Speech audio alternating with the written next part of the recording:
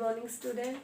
मैं ममता education centre पर आप सभी बच्चों का एक बार फिर से स्वागत करती हूँ। बेटा, आप सबके कहने से एक टॉपिक में और नया बना रही हूँ जो आपके कॉम्पिटिटिव एग्जाम के लिए बहुत ही महत्वपूर्ण होता है, और उसका नाम क्या है? अलंकार। बहुत से बच्चों की रिक्वेस्ट पे मैं ये चैप्टर आपको डाल रही हूँ। आपको पता है ममता मैम हमेशा ट्रिक से काम कराती हैं, तो मेरी वीडियो को लास्ट तक देखते रहें। लास्ट में मैं आपको एक ट्रिक दूंगी जिससे आप बड़े से बड़े अलंकार के चैप्टर को मिनटों में क्रैक कर देंगे। ओके बेटा, तो हम शुरू करते हैं, टाइम वेस्ट ज्यादा नहीं करते हैं। सबसे पहले है अलंकार। तो अलंकार होता क्या है? मैंने हमेशा हर वीडियो में बताया कि जब भी किसी टॉपिक को हम करते हैं तो जब तक हमें उसका मतलब, उसका अर्थ पता ही नहीं चलेगा तो हम आगे कर ही नहीं पाएंगे। तो अलंकार का मतलब क्या है पहले वो जान लें। तो अलंकार का मतलब है गहने या आभूषण।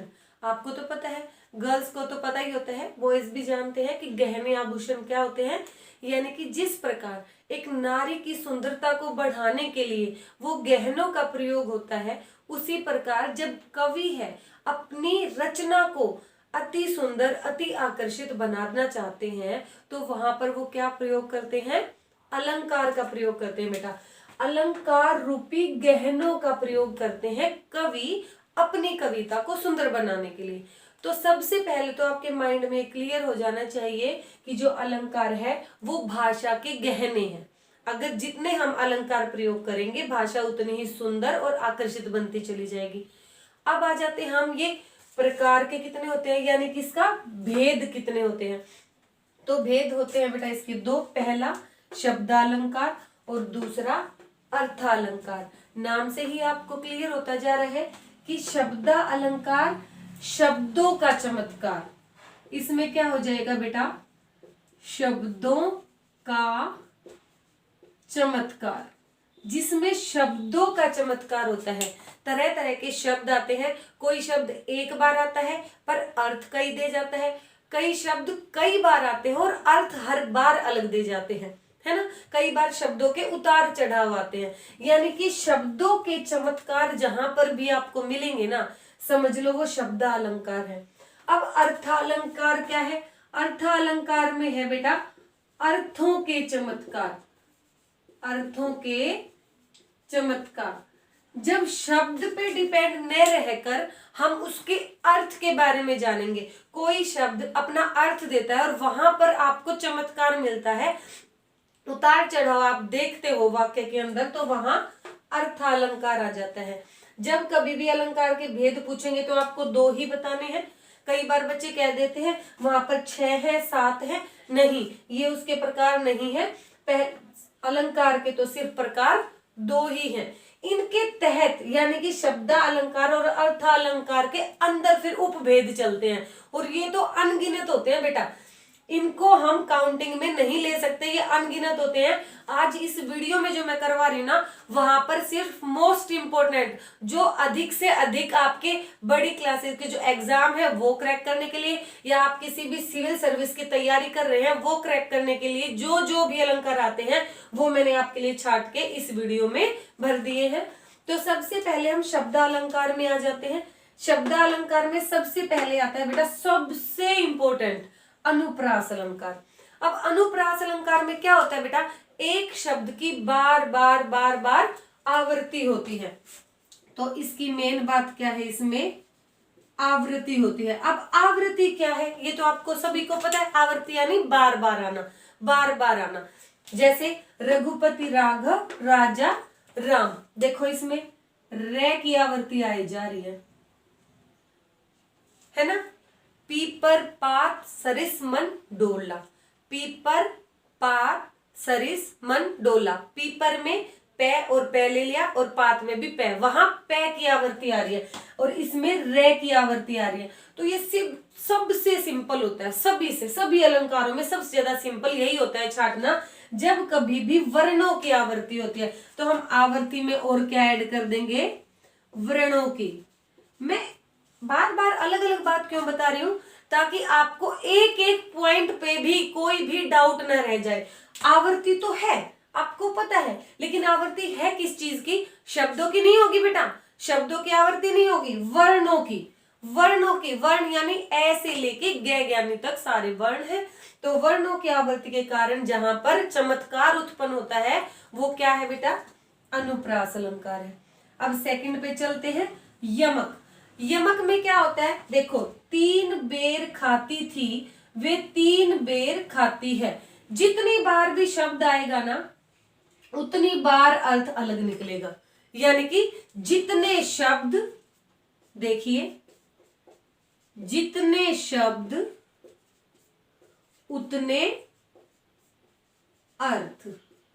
ठीक है, जितनी बार भी बेटा जो भी शब्द आएगा हर बार अलग अर्थ निकलेगा। देखो 3 बेर खाती थी, वो 3 बेर खाती थी, बेर यानी खाने वाला फल, तो वो 3 बेर खाती थी, 3 फल खाती थी जिसका नाम बेर है, और वे 3 बेर खाती थी, और 3 बार यानी कि 3 टाइम्स वो 3 बेर खाती थी। यानी कि यहाँ 3 का क्या मतलब हो गया, यहाँ 3 बेर यानी कि खाने वाला फल 3, और 3 बार, बेर का मतलब बार भी होगा, इस बेर का मतलब फल है और दूसरे बेर का मतलब बार है बेटा।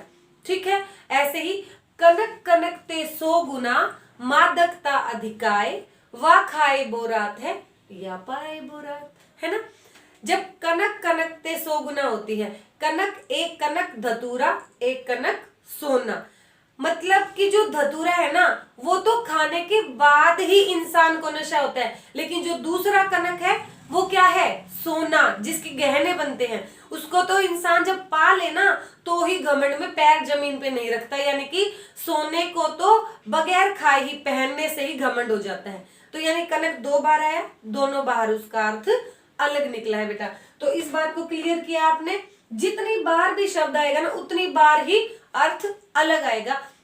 और अलंकार हमेशा प्रैक्टिस से आते हैं, कोई भी चीज प्रैक्टिस से आती है, बट अलंकार प्रैक्टिस से आएंगे, क्योंकि इसमें मोस्टली जो एग्जांपल्स होंगे वो ब्रिज भाषा से होंगे, और वो जितनी प्रैक्टिस आप करोगे ना, प्रैक्टिस से ही आप क्लियर कर पाते हो। सिर्फ ट्रिक यहाँ से लोगे, ट्रिक अगर आपको पता चलेगी तो वहां आप छाटने में, भरने में आपको काफी आसानी हो जाएगी। अब हम तीसरे पे आते हैं, शलेश। शलेश क्या होता है, देखो भिखारी को देत पट देत बार बार, भिखारी को देख पट देत बार बार। अब ये पट क्या है, पट बेटे पट 2 होते हैं, एक तो दरवाजा और एक होते हैं वस्त्र। ठीक है, भिखारी को देत, कोई औरत है वो भिखारी को देखती है और दरवाजा बंद कर लेती है, पहला मतलब तो ये। फिर दूसरा है, एक दूसरी औरत है जो भिखारी को देखती है और दरवाजा बंद करने के बजाय उसे वस्त्र दे देती है। 2 मीनिंग निकल गए ना, यानी कि शब्द एक अर्थ अनेक, शब्द एक अर्थ अनेक। पता चल रहा है आपको, इन सब की परिभाषा अच्छे से समझ में आ रही है कि शब्द तो एक है लेकिन अर्थ अनेक हो जाती है। ठीक है, अब आ जाते हैं हम अर्थालंकार पे। ओके, उपमा, देखो नाम से ही पता चल रहा है, उपमा, उपमा करना यानी किसी की तुलना करना, समानता करना। अब समानता में क्या है, मुख चंद्र सा सुंदर है, चाल हिरनी सी प्यारी है, आंखें कमल सी सुंदर है। अब ये सी सा क्या आ रहा है यहाँ पे, उपमा का जो मेन पॉइंट है वो क्या है, इसमें सा, सी, से, जैसी, जैसे, ठीक है, ये शब्द मिलेंगे बेटा। मेन इसमें क्या है, ये शब्द आपको मिल जाएंगे, अधिकतर ये शब्द आपको मिलेंगे, सा, सी, से, जैसी, जैसे। तो ये किसी की जब हम तुलना करते हैं, वह ऐसे भाग रहा है जैसे घोड़ा। अब ये जैसे घोड़ा क्या है, उपमा दे रहे हैं ना, घोड़े की तरह बता रहे हैं ना उसे, तो उपमा में यानी कि आपको सिर्फ तुलना करनी है किसी की, उसको वही मत बोल देना कि वो है। ठीक है, उसके बाद है रूपक। अब रूपक क्या है, रूपक देखो बेटा, रूप, उसको रूप देना है। वहां तो सिर्फ तुलना की थी, पजल मत हो जाना, उपमा में सिर्फ उपमा दी है, तुलना दी है। ठीक है। उपमा मतलब तुलना, ठीक है, उपमा यानी तुलना, और रूपक यानी सीधा आप रूप दे रहे हो, ठीक है, रूप दे रहे हो किसी को। जैसे मुख चंद्र है, अब देखो दोनों में अंतर देखो, यहां तो मैंने कहा था मुख चंद्र सा सुंदर है, सा कहा था ना, सिर्फ तुलना दी थी, लेकिन यहां तो मैंने रूप ही बता दिया है कि मुख चंद्र है, मुख को सीधा चंद्र कह दिया, आंखें कमल है, चाल हिरणी है। मैंने सा सी से सारे हटा दिए ना, यानी कि उपमा में और रूपक में यही अंतर होता है बेटा, यहां तो तुलना की जाती है पर यहाँ रूप दे दिया जाता है, बिल्कुल उसी जैसा बता दिया जाता है, जैसा भी नहीं उसी को बता दिया जाता है, ठीक है। उसके बाद हम आते हैं उत्प्रेक्षा। उत्प्रेक्षा मतलब मुख मानो चंद्र है। बेटे अब ये मानो क्या है, मानो हमने यहाँ माना है, चंद्र जैसा नहीं है, चंद्र नहीं है, लेकिन हमने मान लिया है। कई बार क्या होता है, कोई हमें प्यारा नहीं होता लेकिन हम मान लेते हैं कि हमें ये प्यारा है ना, मान लेते हैं ना। कई बार रास्ता टेढ़ा नहीं होता पर हम मान लेते हैं टेढ़ा है, और हम जानबूझ के, बच्चे अक्सर करते हैं, सीधी सीधी सड़क पे भी टेढ़े मेढ़े चलेंगे, और टेढ़े मेढ़े चल के क्या करेंगे, मानते हैं कि वो इसमें पत्थर डले हुए हैं। बच्चों को तो खासकर पता है ना, बच्चे तो इस चीज को समझते हैं कि वो मान लेते हैं। तो मुख मानो चंद्र है, आंखें मानो कमल है, चाल मानो घोड़ा है, पता चला। तो ये यहाँ उत्प्रेक्षा में मान लिया है आपने, तो इन चीजों की कंफ्यूजन आप दूर करोगे। पहले में उपमा दी है यानी कि तुलना की है, इसमें रूप बना लिया है, इसमें माना है, ठीक है, इसमें सिर्फ माना है आपने, सामने जो दिख रहा है नहीं। कई बार आप किसी इंसान को भगवान मान लेते हो, छोटे बच्चे अपने मम्मी पापा को अपना आइडल, अपना आदर्श मानते हैं ना, है ना। ऐसा तो नहीं है ना कि आपके मम्मी पापा से अच्छा दुनिया में कोई है ही नहीं, या हमारे टीचर से अच्छा कोई पढ़ा ही नहीं सकता। कई बच्चे आइडल मान लेते हैं कि ममता मैम हमारा आइडल है, तो ऐसा तो नहीं है कि मुझसे अच्छी हिंदी तो कोई दुनिया में पढ़ा ही नहीं सकता, नहीं, मुझसे भी बेटर टीचर्स है ना। लेकिन आपने मान लिया है, आदर्श मान लिया, मुझे अपना, अपने मम्मी पापा को अपना आदर्श मान लिया है, तो वहां पर कौन सा अलंकार है, आपने उत्प्रेक्षा अलंकार प्रयोग कर लिया है। उसके बाद हम चलते हैं अतिशयोक्ति। देखो बेटा इस शब्द को पकड़ लो, यहाँ पे अति, अति यानी कि एक कहावत मैंने पहले भी अपनी वीडियो में बोली है, अति किसी चीज की अच्छी नहीं होती। अति यानी बहुत अधिक, बहुत ज्यादा अधिक जब होता है तो अति हो जाती है किसी चीज की। तो अतिशयोक्ति, शयोक्ति यानी कि आपका वर्णन करना, शयोक्ति होती है ना आपका वर्णन करना, तो अतिशयोक्ति का मतलब है किसी भी चीज का बढ़ा चढ़ा के वर्णन करना, है ना। हनुमान की पूंछ में लगन न पाई आग, लंका सगरी जल गई, गए निशाचर भाग। तो हनुमान की पूंछ में आग तो लगी ही नहीं, लेकिन सारी लंका जल गई। ये तो बहुत बड़ी बात कह दी, जब आग लगी ही नहीं तो लंका कैसे जल गई, यही बात है ना। तो यानी कि इसमें बढ़ा चढ़ा के वर्णन करते हैं बेटा, जो आप सोच भी नहीं सकते। उसने बाल खोल दिए और काली घटा छा गई। अब बाल खोलने से काली घटा कैसे छा सकती है, किसी के कितने भी लंबे खूबसूरत काले बाल हो पर घटा तो नहीं छा सकती ना, बादल तो नहीं आ सकते, बारिश तो नहीं आ सकती ना। तो हमने बढ़ा चढ़ा के कह दिया है, बट ऐसा कुछ होने वाला नहीं है। तो यहाँ पर हम अपनी बात को बढ़ा चढ़ाकर जब कहते हैं तो अतिशयोक्ति अलंकार है। जैसे यह चंद्र है, अब आपकी कंफ्यूजन धीरे धीरे दूर हो रही है। पहला था तुलना कर दी, मुख चंद्र सा है, सा आ गया। उसके बाद हमने रूपक में दे दिया मुख चंद्र है, चंद्र ही बता दिया, मुख को रूप ही दे दिया। तीसरे में उत्प्रेक्षा, मुख मानो चंद्र है। अब इसमें मानो, जानो, मनु, जनु, ठीक है, ये सारे शब्द आपको मिल सकते हैं। अब अतिशयोक्ति में तो यह चंद्र है, आपने तो पूरे को ही चंद्र बता दिया, आपने तो सीधा बोल दिया चांद हो तुम। अब कोई इंसान चांद हो सकता है क्या, आपने सीधा उसको चांद बोल दिया है। आपने ना माना है, ना तुलना की है, ना रूप दिया है, आपने अतिशयोक्ति कर दी, यानी कि उसको बढ़ा चढ़ा के क्या कह दिया, तुम तो कान्हा जी हो, तुम तो सीता हो, है ना। तुमने सीधा उसको नाम दे दिया, अतिशयोक्ति कर दी, बढ़ा चढ़ा के बात अपनी कह दी। फिर एक बहुत इंपॉर्टेंट है, ये थोड़ा ध्यान से करना, इन चारों से थोड़ा अलग है लेकिन मोस्टली आ जाता है ये, मानवीकरण।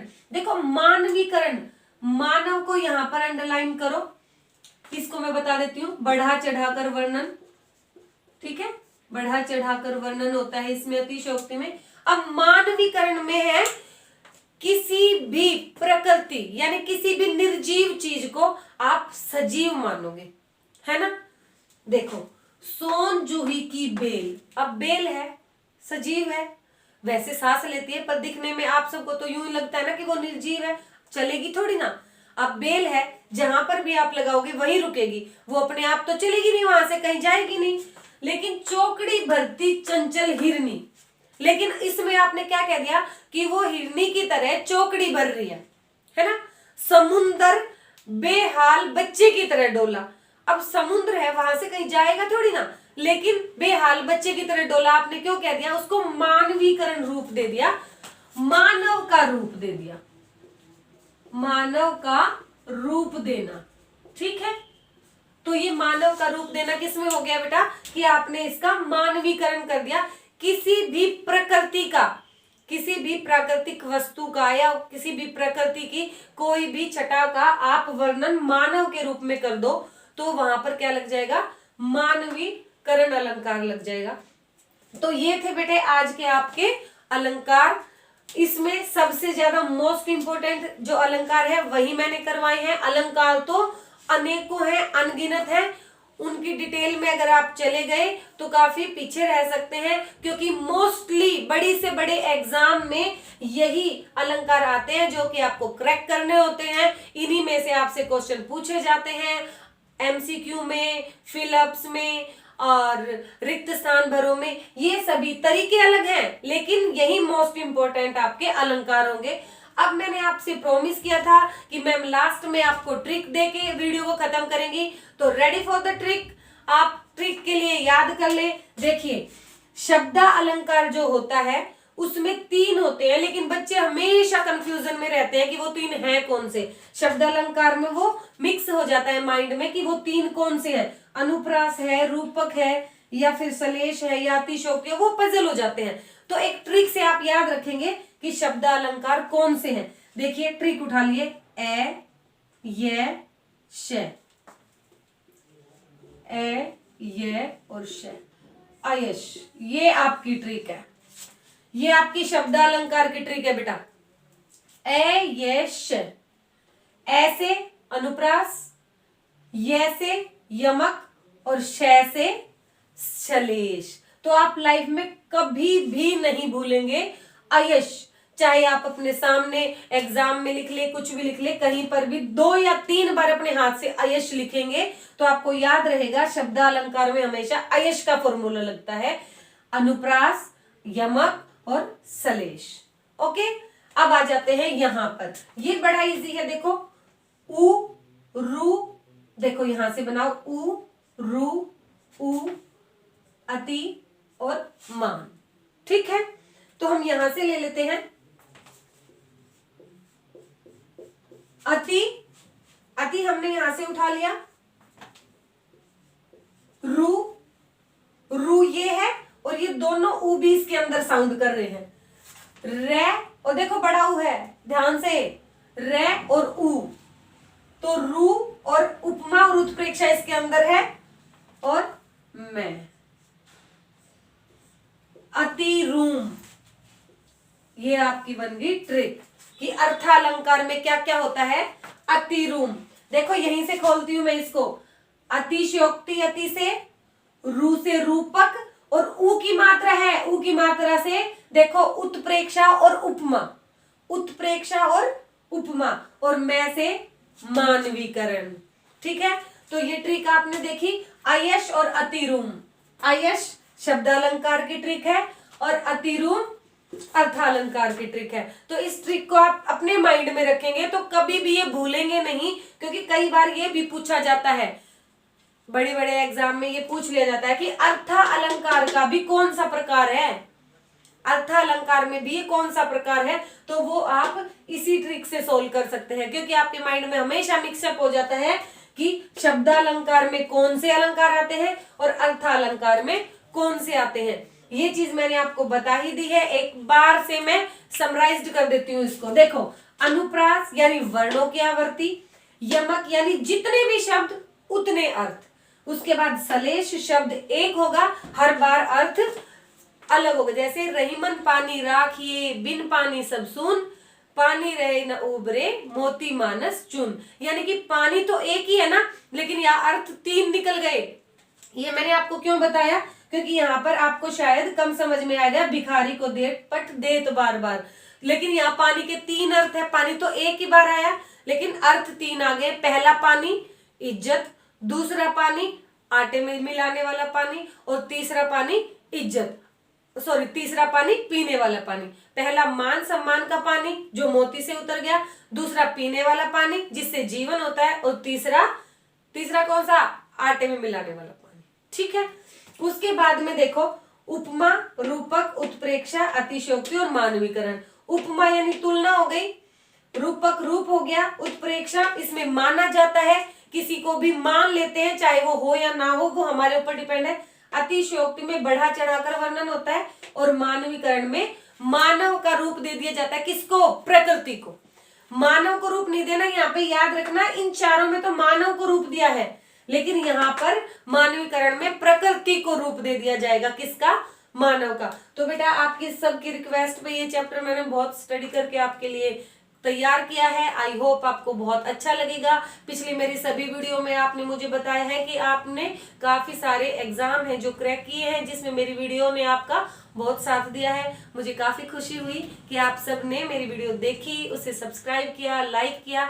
आगे भी आपका प्यार बस यूं ही मिलता रहे, तो मैं आपके लिए मुश्किल से मुश्किल विषय को सिंपल ट्रिक से आपको समझाती रहूंगी। ओके बेटा, हमेशा ममता सेंटर से जुड़े रहिए। Bye bye.